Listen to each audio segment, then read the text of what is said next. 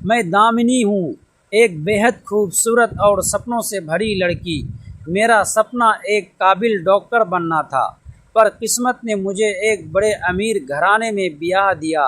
मेरा पति अपनी दुनिया और बिजनेस में इतना मशगूल रहता कि मेरे लिए उसके पास वक्त ही नहीं था। बड़े से आलीशान बंगले में जहाँ नौकरों की फौज थी, मैं खुद को एक सुनसान परिंदे की तरह महसूस करती थी। तरसती थी थोड़े से प्यार और तवज्जो के लिए। तभी उस घर में एक नए नौकर की एंट्री हुई। राजेंद्र लंबा, शोभित जिस्म, गहरी झील जैसी आंखें और चेहरे पर एक अजीब सा गिरेज। वह बाकी नौकरों से बहुत अलग था। एक ढलती शाम मैं बालकनी में ठंडी हवा के बीच अकेली बैठी थी। राजेंद्र हाथ में एक टिड़े लिए मेरे पास आया। उसमें गुलाब की पंखुड़ियों वाली गर्मा गर्म चाय थी। मालकिन, आपकी आंखों की उदासी चाय की इस चुस्की से कम तो नहीं होगी, पर दिल को राहत ज़रूर मिलेगी। दोस्तों, बहुत ही रोमांचक कहानी है, पूरा सुनिएगा ज़रूर। दोस्तों, वीडियो में आगे बढ़ने से पहले एक छोटा सा रिक्वेस्ट है कि वीडियो को लाइक और हमारे चैनल को सब्सक्राइब कीजिए और प्यारा सा कमेंट भी ज़रूर कर दीजिएगा। दोस्तों, चलते हैं आज की कहानी की तरफ। उसकी मखमली और भारी आवाज़ सीधे मेरे दिल में उतर गई। मैंने चाय का सिप लिया और उसकी आंखों में देखा। उसकी नज़रों में मेरे लिए कोई हवस नहीं, बल्कि बेइंतहा चाहत और सम्मान था। दिन बीतते गए। राजेंद्र का ख्याल रखने का अंदाज मुझे उसकी तरफ खींचने लगा। जब भी मैं थकी होती, वह चुपचाप मेरे करीब आता।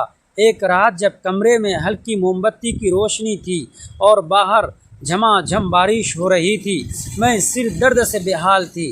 राजेंद्र धीरे से कमरे में आया। अगर आप बुरा ना मानो तो क्या मैं आपका सिर दबा दूं? उसने बहुत अदब से पूछा। मैंने मना नहीं किया। वह मेरे बिस्तर के पास घुटनों के बल बैठ गया।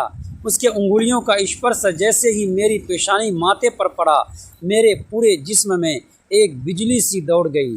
उसकी उंगलियों में एक जादुई गर्माहट थी। वो बहुत धीरे धीरे नजाकत से मेरा सिर सहला रहा था। उसकी सांसों की गर्माहट मेरे चेहरे पर महसूस हो रही थी। राजेंद्र, तुम इतने अच्छे क्यों हो? मैंने मदहोशी में बंद आंखों से पूछा। उसने अपने हाथ मेरी जुल्फों बालों में फिराते हुए कहा, क्योंकि आपके चेहरे पर मुस्कान देखना ही मेरी ज़िंदगी का मकसद है। दामिनी, उसने पहली बार मेरा नाम लिया था। उसकी आवाज़ में इतना प्यार था कि मैं गहरी और हसीन नींद में खो गई। धीरे धीरे हमारी ये शामें और रोमांटिक होती गई। जब मेरा पति घर पर नहीं होता, राजेंद्र मेरे इतने करीब आ जाता कि मैं उसकी धड़कनों को सुन सकती थी। वो मुझे अपनी शायरी सुनाता, मेरी अधूरी डॉक्टर बनने की पढ़ाई के बारे में बातें करता, और उसके हाथ की वो खास चाय मुझे एक अलग ही दुनिया की सैर कराती थी। उसके छुअन में एक अजीब सा नशा था जो मुझे हर रात उसकी आगोश जैसी चाय और मसाज का आदी बना रहा था। लेकिन फिर एक दिन सस्पेंशन से पर्दा उठा। एक सुबह जब मैं उठी तो मेरे तकिए के पास एक लाल गुलाब और एक रोमांटिक लव लेटर रखा था, जिस पर लिखा था, मेरी पहली और आखिरी मोहब्बत दामिनी। तभी मेरा पति अचानक कमरे में आ गया। उसने वह खत देख लिया। राजेंद्र ने जानबूझकर ऐसा माहौल बनाया था कि मेरे पति को लगे कि मेरे और उसके बीच गहरा इश्क चल रहा है। मेरे पति ने गुस्से में आकर मुझ पर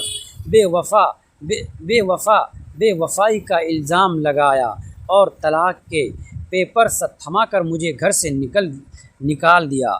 मैं टूट कर अपने मायके आ गई। कुछ दिनों बाद एक रात बारिश हो रही थी और मेरे दरवाजे पर किसी ने दस्तक दी। सामने राजेंद्र खड़ा था, भीगा हुआ, आंखों में तरफ और प्यार लिए। मैंने गुस्से में उसके सीने पर हाथ मारा, क्योंकि क्या तुमने ऐसा क्यों छीना मेरा घर? राजेंद्र ने तड़प कर मुझे अपनी बाहों में भर लिया। उसकी इस अचानक जकड़न से मेरा दिल जोर से धड़कने लगा। उसने मेरी आंखों में आंखें डालकर कहा, क्योंकि वह तुम्हें सिर्फ एक खिलौना समझता था। दामिनी, मैं तुमसे यूनिवर्सिटी के दिनों से बेइंतहा मोहब्बत करता हूँ। तुम्हें किसी और की बाहों में देखना मेरे लिए हर रोज़ मरने जैसा था। मैं नौकर बनकर सिर्फ तुम्हारे करीब आना चाहता था।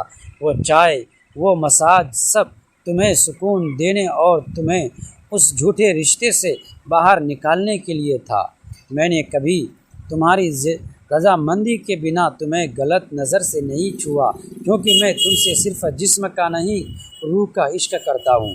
उसकी सांसों की गर्मी, उसकी आँखों के आंसू और उसकी बाहों का घेरा। मुझे एहसास हुआ कि जिस प्यार की तलाश मुझे ज़िंदगी भर थी, वो तो मेरे सामने खड़ा था। मैंने उसे 1 साल तक अपनी ज़िंदगी से दूर रखकर इंतज़ार करने की सज़ा दी। उस 1 साल में उसने साबित किया कि उसका प्यार सच्चा है। उसने मेरी पढ़ाई पूरी करवाई और मुझे डॉक्टर बनाया।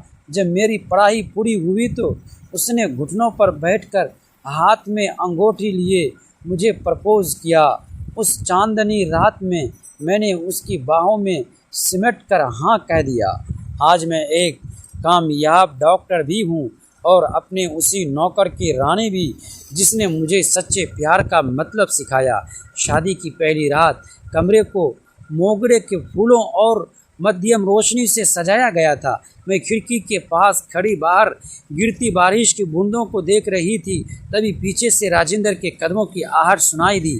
उसने बहुत ही नज़ाकत से अपनी बाहें मेरी कमर के गिर्द फैला दी और अपना चेहरा मेरी गर्दन पर टिका दिया। उसकी गर्म सांसों का स्पर्श होते ही मेरे पूरे जिस्म में एक मीठी सी सिहरन दौड़ गई। आज भी यकीन नहीं होता दामिनी की मेरी बरसों की इबादत रंग लाई है। उसकी मखमली आवाज़ सीधे मेरी रूह में उतर रही थी। लगता था जैसे उस आलीशान महल की हर दीवार मेरी तन्हाई का मजाक उड़ा रही हो। मेरे पास दौलत की कोई कमी नहीं थी, लेकिन प्यार, अपनापन और किसी के 2 मीठे बोलों की कमी हर पल मुझे अंदर ही अंदर तोड़ रही थी। मैं घंटों बालकनी में खड़ी आसमान को निहारती रहती और सोचती कि क्या यही ज़िंदगी है जिसका हर लड़की सपना देखती है। एक दिन मेरी तबीयत अचानक बिगड़ गई। तेज़ बुखार और कमज़ोरी की वजह से मुझे डॉक्टर बुलाना पड़ा। जब डॉक्टर घर आए तो उन्होंने बड़े ध्यान से मेरा इलाज किया। उनकी बातों में अपनापन था और उनकी आंखों में इंसानियत। कई महीनों बाद पहली बार मुझे लगा कि किसी ने मेरी तकलीफ़ को सच में समझा है। इलाज के बहाने उनकी कुछ और मुलाकातें हुई। धीरे धीरे हम अच्छे दोस्त बन गए। मैं उनसे अपने अधूरे सपनों के बारे में बात करती और वह हमेशा मुझे हिम्मत देते। सपने कभी मरते नहीं, बस सही वक्त का इंतज़ार करते हैं। उनकी बातें मेरे भीतर फिर से जीने की उम्मीद जगाने लगी। मैंने तय कर लिया कि चाहे जो हो, मैं अपनी पढ़ाई दोबारा शुरू करूंगी।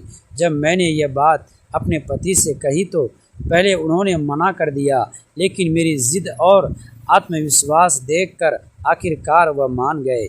मैंने मेडिकल की पढ़ाई फिर से शुरू की। रास्ता आसान नहीं था, लेकिन हर मुश्किल ने मुझे और मजबूत बनाया। कई सालों की मेहनत के बाद आखिरकार मैं डॉक्टर बन गई।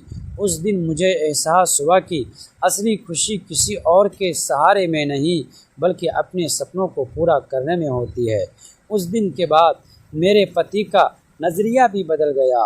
उन्हें समझ आया कि रिश्ते सिर्फ पैसे से नहीं, बल्कि समय, सम्मान और साथ से चलते हैं। उन्होंने अपनी व्यस्त ज़िंदगी से मेरे लिए समय निकालना शुरू किया। धीरे धीरे हमारे रिश्ते में भी वह अपनापन लौट आया जिसकी मुझे हमेशा तलाश थी। आज जब मैं अस्पताल में मरीज़ों का इलाज करती हूँ तो हर उस इंसान से यही कहती हूँ, ज़िंदगी चाहे जितनी मुश्किल क्यों ना हो लगे, अपने सपनों का साथ कभी मत छोड़िए, क्योंकि कभी कभी सबसे बड़ी जीत खुद को दोबारा खोज लेने में होती है। दोस्तों, अगली पार्ट देखने के लिए प्लीज़ हमारे चैनल को सब्सक्राइब कीजिएगा, वीडियो को लाइक और प्यारा सा कमेंट भी कर दीजिएगा।